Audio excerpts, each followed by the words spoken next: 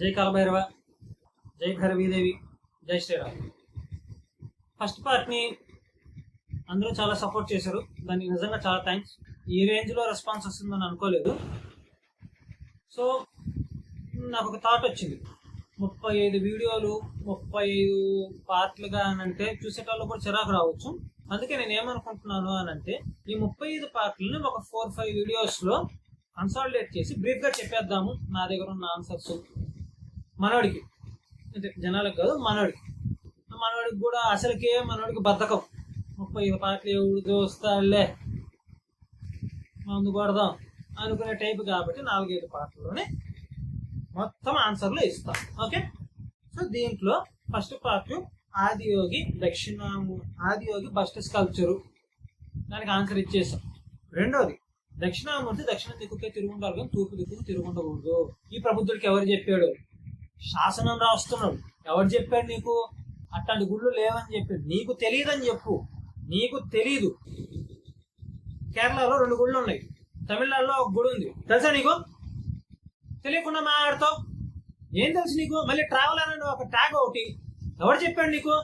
లేదని చెప్పి ఒక చిక్కబల్లాపూర్లోనే ఉంది, చిక్కబల్లాపూర్లో నేను చూసాను, చిక్కబల్లాపూర్లోనే చూసావు, వేరే దగ్గరలో కూడా ఉంది చూడు.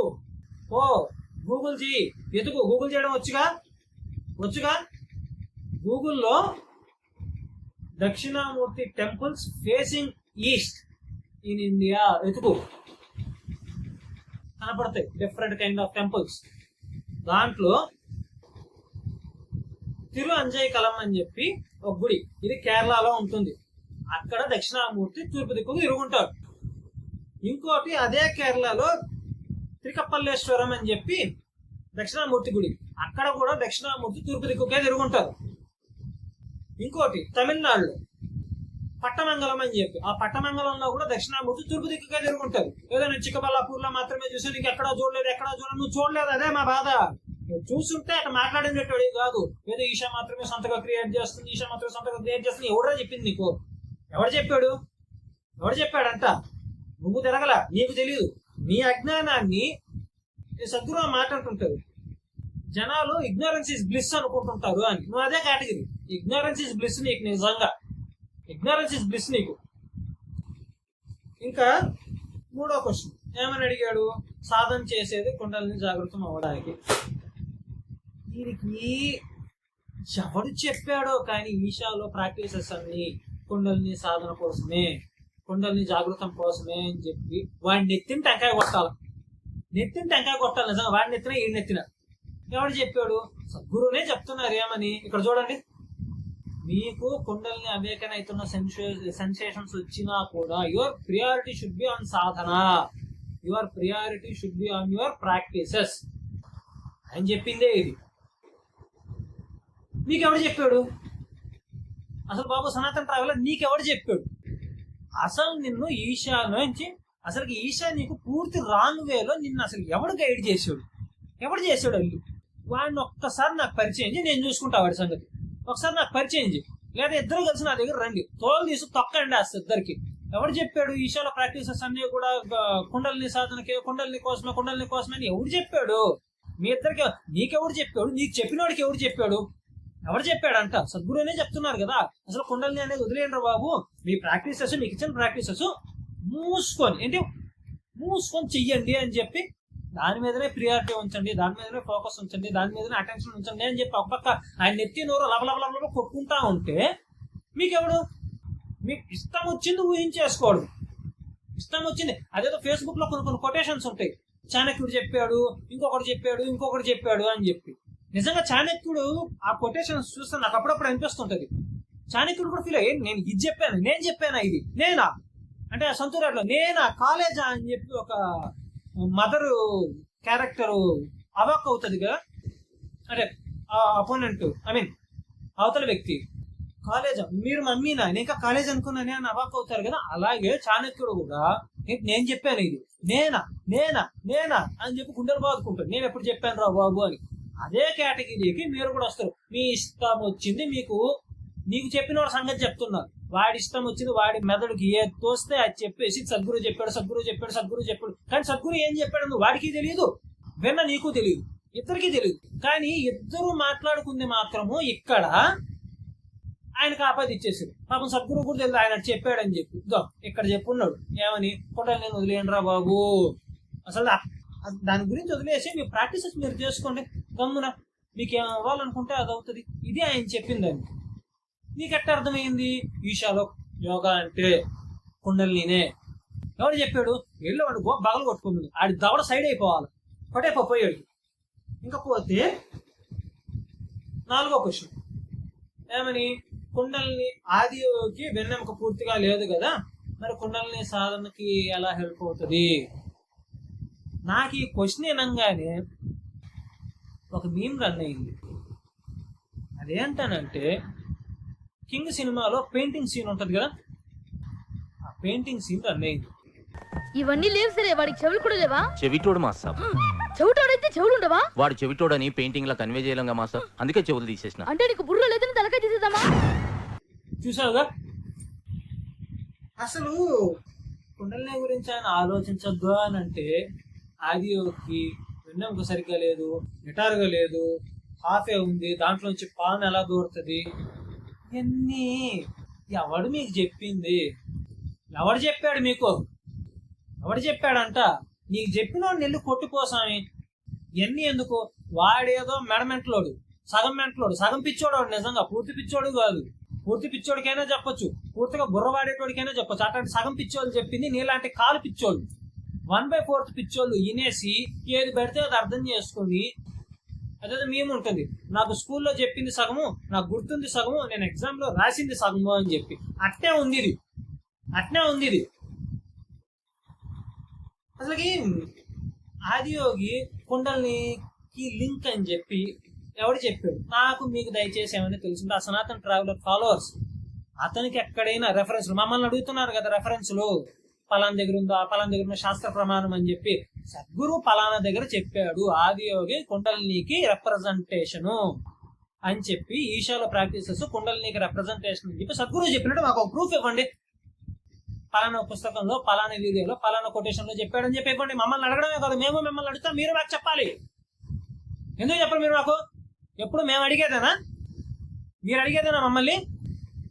మేము అడగకూడదు మిమ్మల్ని. మీరు అడిగిన దానికి మాత్రం చేతులు కట్టుకుని అయ్యగారు అది కాదు, అయ్యగారు ఇది కాదు, అయ్యగారు అని చెప్పి ఆన్సర్ చెప్పాలా?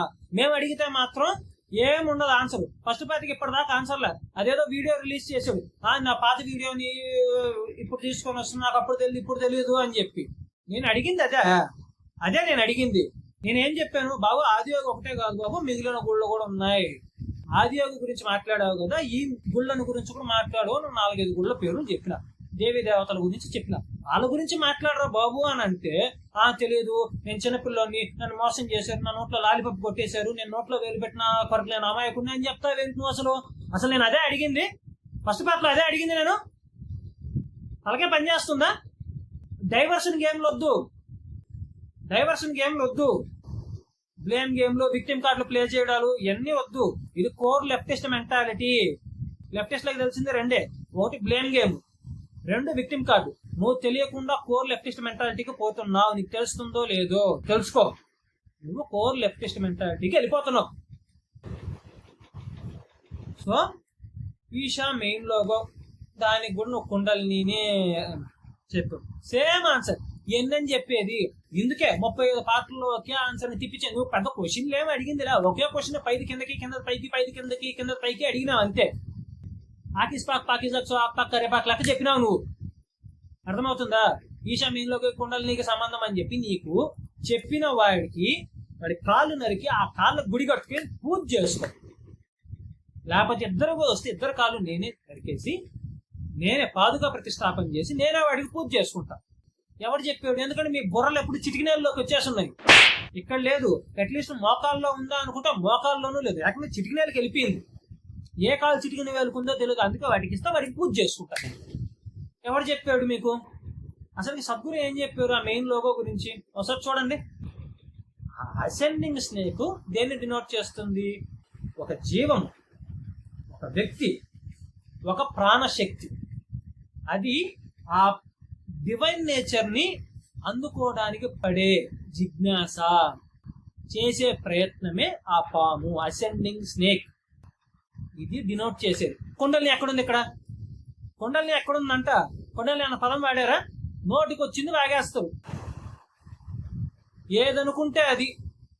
నేను ఇది అనుకున్నా, నాకు ఇదే ఫస్ట్ పార్ట్ లో చెప్పింది. ఇసుక నుండి తైలంబు తీయవచ్చును కానీ మూర్ఖుని మనసు రంజింపజేయలేము అని. సరే, మీకు ఎంత తెలుగు అర్థం కాకపోవచ్చు, ఎందుకంటే మనకి బేసిక్ నాలెడ్జ్ లేదు కదా.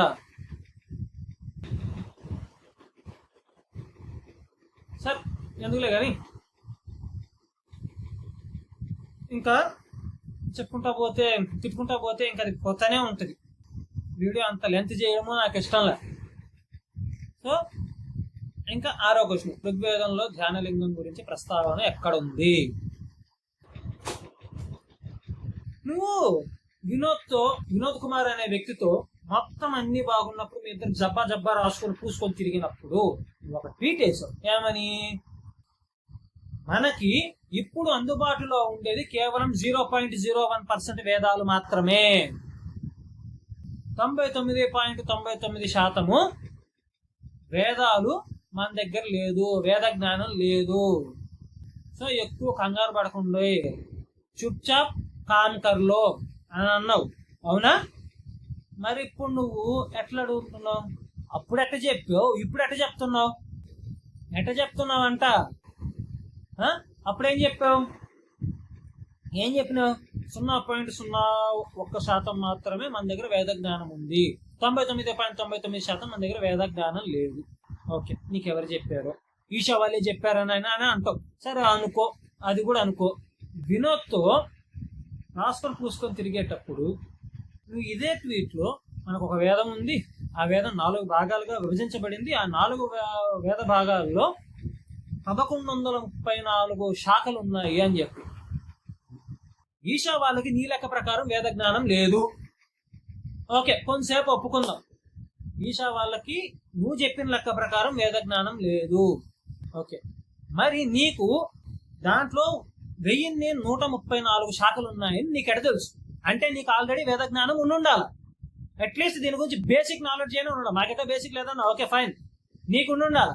అందుకే నువ్వు ఇంత పర్టికులర్ గా ఎవడైనా చెప్తే 1100నో 1000నో 900నో 1200నో దగ్గర రౌండ్ ఫిగర్ చెప్తారు. లేదు అని అంటే 1150 ఇంచుమించు ఉరామరిగా అని చెప్తావు. నువ్వు ఎగ్జాక్ట్ నంబర్ తో సహా చెప్తున్నావు అని అంటే నీకు అంత ఇంత పరిజ్ఞానం అయితే ఉండాలి. అప్పుడు అరే అసలు నిజంగా ఉందా లేదా అని నువ్వు ఎప్పుడైనా ఎందుకు చెక్ చేయాలనిపించలేదు? ఎందుకు అని అంటే అప్పుడు నువ్వు వినోద్ కుమార్ అనే వ్యక్తితో ఉన్నావు. అతను పచ్చి ఈషా ఫాలోవర్ కాబట్టి అతనితో ఏదైనా క్వశ్చన్ చేస్తే నీకు అతనికి మధ్య ఉండే రిలేషన్షిప్ దెబ్బతింటదని చెప్పి నోరు మూసుకొని కూర్చున్నావు, అవునా? అప్పుడు ఎందుకు కూర్చోవాల్సి వచ్చింది? ఇప్పుడు నువ్వు మళ్ళీ చెప్పొచ్చు ఏమని, ఈ వీడియో చూసిన తర్వాత నాకేం సంబంధం లేదు, ఈషా వాళ్ళ ఇన్ఫ్లుయెన్స్ లో పడిపోయాను అని చెప్పి. నువ్వు మాట్లాడేది చూస్తుంటే మాకు 3 విషయాలు అర్థమవుతుంది. ఒకటి, నువ్వు కొండగొర్రె, ఎవరు ఏది చెప్తే అది నమ్మేస్తావు. ఈరోజు ఈడు చెప్తే నమ్మావు, రేపు ఇంకొకటి చెప్తే నమ్ముతావు, రేపు ఇంకొకటి చెప్తే నమ్ముతావు. నీకంటూ సొంత బుర్ర వాడవు, కొండగొర్రె. నిన్ను గొర్రె అన్నా కూడా ఘోరంగా గొర్రెలు పోషిస్తాయి. ఇంకా రెండోది, నువ్వు కొండగొర్రెలు కాదా? రెండోది, నీకు వేద జ్ఞానం ఆల్రెడీ ముందే తెలిసి ఉండాలి, అంతో ఎంతో బేసిక్ అయినా. అంటే నీకు తెలిసి ఉండాలి అని అంటే నువ్వేం వేదం చదివింది రా, నేను శూద్రుని అని చెప్పుకుంటా ఉన్నావు. శూద్రుడికి ఎలానో వేదం చదివించరు, నువ్వే చెప్పినావు అది కూడా. సో నీకు ఎవరో వేద జ్ఞానం తెలిసిన వ్యక్తులు పరిచయం అయితే ఉండాలి, వాళ్ళ సత్సంగ సాంగత్యం అయితే నీకు ఖచ్చితంగా ఉండాలి. వాళ్ళని అప్పుడే కనుక్కోవాల్సింది కదా. అన్న ఇట్లా ధ్యానలింగా గురించి ఇట్లా మాట్లాడారు, ఇట్లా నాకు ఇట్లా చెప్పారు, ఇది నిజమా అబద్ధమా అని అప్పుడే కనుక్కోవచ్చు కదా. 1134 పర్టికులర్ గా చెప్పినవాడివి, దీన్ని ఎందుకు కనుక్కోలేదు? అప్పుడే ఎందుకు ట్వీటే లేదు? ఎందుకే లేదు? దీన్ని బట్టి నాకు 3వ విషయం కూడా అర్థమవుతుంది. నీకు అకౌంటబిలిటీ క్రెడిబిలిటీ అంటే దాని అర్థాలు కూడా తెలియదు. నేను ఏది వాగితే అది, నాకు ఒక కెమెరా ఉంది, నాకు ఒక మైక్ ఉంది, నాకు అరవడం వచ్చు, బూతులు తిట్టడం వచ్చు, ఏది పడితే అది వాగుతా. దాన్ని పట్టుకొని నా చుట్టుపక్కల జనాలు చప్పట్లు కొడతారు. అదొక్కటే నీకు ఉండేది. అది నువ్వు దాన్ని ఏదో ఒక హీరోయిక్ గెస్టర్ అయినట్టు నువ్వు ఫీల్ అయిపోతున్నావు. అసలు ఇన్ని అడుగుతున్నావు కదా, శాస్త్ర ప్రమాణం, నువ్వు ఎన్ని వేదాలు చదివినావు, ఎన్ని పురాణాలు చదివినావు, ఎన్ని ఇతిహాసాలు చదివినావు, ఎన్ని వేదాంగాలు చదివినావు, అసలు నీకు వ్యాకరణం వచ్చా నీకు? వీటిల్లో ఏదైనా తెలుసా? వచ్చా? రాదు. వస్తే ప్రతిసారి ఆ దక్షిణామూర్తి శ్లోకము అని అంటే మౌన వ్యాఖ్య ప్రకటిత పరబ్రహ్మ తత్వ అన్నది ఒక్కలైనా చెప్తావు, మిగిలిన 4 లైన్లు కూడా చెప్పబ్బా, నీకు వచ్చని చెప్పి మేము ఒప్పుకుంటాం. అదొక్కలైనా ఎందుకు చెప్తావు? అదొక్కలైనా వచ్చా? ఇక రావా? ఎందుకు నేర్చుకోవు? అదొక్కలైనా ఎందుకు? నువ్వు 3 నిమిషాలు చేసే వీడియో ఆ శ్లోకం మొత్తం చెప్పడం వల్ల ఒక 30 సెకండ్లు పెరిగిందంటే 3.5 నిమిషం చూస్తారు. నువ్వు ఎందుకు చెప్పు? అదొక్క శ్లోకమే, అదొక్కలైన మౌన వ్యాఖ్య ప్రకటిత పరబ్రహ్మతత్వం, అదొక్కటి ఎందుకు? దాని తర్వాత రాదా? గుర్తు లేదా? రాదా? చదువుకోలేదా? నేర్చుకోలేదా? నోరు తిరగలేదా? చెప్పు, నీకు ఏమొచ్చో చెప్పు. నీ గురువు ఎవరు? శంకరాచార్యులు వారు అని మాత్రం అనబాకు. నిజంగా శంకరాచార్యులు వారు ఉంటే నువ్వు మాట్లాడేదానికి ఆయన దగ్గర ఉన్న సత్యదండం తీసుకుని అది ఇరిగేదాకా కొడతావు. అసలు నేను శిష్యుడిగా కూడా స్వీకరించలేను. బాబు నువ్వు పక్కెళ్ళి ఆడుకోమ్మా అంటారు, లేదు అంటే ఎలువే పిల్లబచ్చానా అలా అని అంటారు శంకరాచార్యులు వారు నిన్ను. సో నీ గురువు ఎవరు అని అంటే శంకరాచార్యులు వారు అని చెప్పి అనవసరంగా పాపం ఆ పెద్ద పరువు దీవా ప్లీజ్. మొన్న ఎక్కడో ఒక వీడియోలో చూసా, నీ గురువు ఎవరు అంటే నా గురువు శంకరాచార్యులు వారు అన్నట్టు మాట్లాడను ప్లీజ్. ఆయన పరువు పోతుంది చెప్తున్నా. ఆయన పరువు నెట్టనెలనా తీసేస్తుంది. ఆ క్రిస్టియన్లకి మిగిలిన మిషనరీలకి చూడు శంకరాచార్యులు వారిని ఫాలో అయ్యేటప్పుడు ఇంత లాజిక్లెస్ గా మాట్లాడుతున్నాడు, ఇంత బ్రెయిన్లెస్ గా మాట్లాడుతున్నాడు, నీ వల్ల పాపం ఆయనకు అపఖ్యాతి వస్తుంది. సో ఎక్కడా కూడా చెప్పుకోవద్దు. నువ్వు ఎవరి దగ్గర వేదం నేర్చుకున్నావు, నువ్వు ఎవరి దగ్గర శాస్త్రం నేర్చుకుంటున్నావు, నువ్వు ఎవరి దగ్గర వేద ప్రమాణం శాస్త్ర ప్రమాణం తీసుకుంటున్నావో ఆయన గురించి ఒకసారి చెప్తే మాకు ఏదైనా డౌట్లు ఉంటే మేము పోతాం. మేము ఇట్లా నీ రెఫరెన్సే ఇస్తాం. సనాతన్ ట్రావెలర్ అని చెప్పి ఒక అతను ఉన్నాడు, అతని దగ్గర నుంచి రెఫరెన్స్ తీసుకొని మీ దగ్గరకు వస్తున్నాము అని చెప్తాం. ఇవ్వు. ఆయన ఎవరు, ఎక్కడ నేర్చుకుంటున్నావు, ఇవ్వు అవన్నీ. నువ్వు ఎంతవరకు నేర్చుకున్నావు, ఏమొచ్చు, గట్టిగా మాట్లాడితే దక్షిణామూర్తి స్తోత్రం మొత్తము కూడా నువ్వు ఏకదాటిగా ఒకే వీడియోలో మొత్తం చెప్పు. ఆ ఒక్క లైన్ మౌన వ్యాఖ్య ప్రకటిత పరబ్రహ్మతత్వం అన్నది ఒక్కటి తప్పించి నువ్వు ఇంకేది చెప్పిందా మొత్తం చెప్పు, అప్పుడు ఒప్పుకుంటా. తెలియదో పెట్టదో, బేసిక్స్ తెలియవు అని చెప్పి మమ్మల్ని తొక్కుతుంటావు.